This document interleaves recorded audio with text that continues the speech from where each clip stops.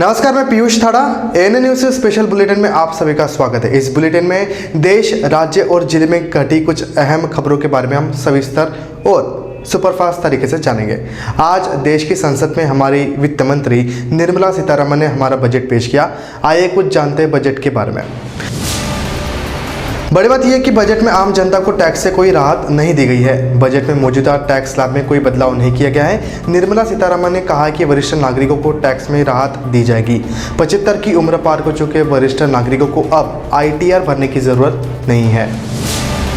आम जनता की बात करें तो जिनकी कमाई 7.5 से 10 लाख तक है और इनकी इनकम पर 15% तथा 15 लाख से ज़्यादा की कमाई पर 30% टैक्स का भुगतान करना होगा।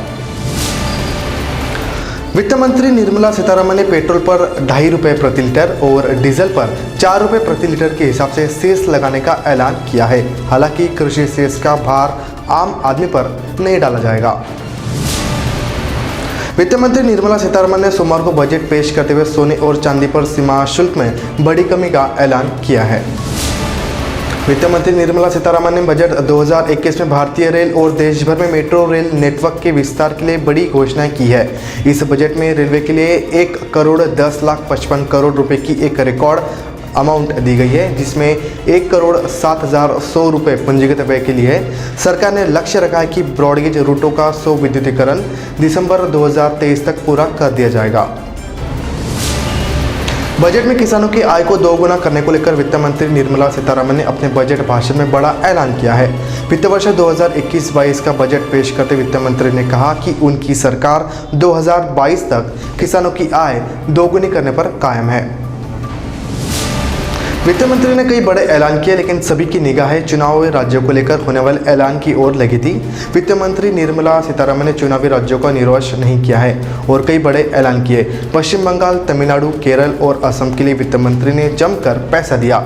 चुनाव वाले राज्य, बड़े राज्यों में रोड इंफ्रास्ट्रक्चर के लिए कुल 2.27 लाख करोड़ का ऐलान किया है। सरकार ने किफायती हाउसिंग पर ब्याज सीमा छूट को 1 साल के लिए और बढ़ा दिया गया है। अफोर्डेबल हाउसिंग और रेंटल हाउसिंग को जुलाई 2019 में 1.5 लाख के ब्याज के छूट की राहत दी गई है। ऐसे में अगर आप घर खरीद रहे हो तो मार्च 2022 तक लोन लेते हैं तो आपको इस छूट का लाभ मिल सकेगा। कोरोना संक्रमण के प्रबंधन और नियंत्रण के मद्देनजर ऐलान किया है कि कोरोना के वैक्सीन के लिए सरकार द्वारा 35,000 करोड़ रुपए अलॉट किए गए हैं। इस दौरान वित्त मंत्री ने यह भी कहा कि साल 2021-22 के लिए स्वास्थ्य सेक्टर को 2.38 लाख रुपए आवंटित होंगे। ऐसे में स्वास्थ्य बजट पिछले साल के मुकाबले 135% बढ़ गया है। केंद्र सरकार ने इंश्योरेंस सेक्टर में संशोधन कर FDI की लिमिट 49% से बढ़ाकर 74% करने का ऐलान किया है। वित्त मंत्री ने कहा कि मैन्युफैक्चरिंग सेक्टर को लेकर कहा है कि इसमें डबल डिजिट ग्रोथ की जरूरत है। PLI स्कीम के अलावा सरकार मेगा इन्वेस्टमेंट टेक्सटाइल पार्क के लिए लॉन्च करेगी। केंद्र सरकार ने वाहनों की जगह से होने वाले प्रदूषण को कम करने के लिए नई स्क्रैपेज पॉलिसी का ऐलान किया गया है। प्राइवेट वाहनों को 20 साल के बाद फिटनेस टेस्ट कराना होगा।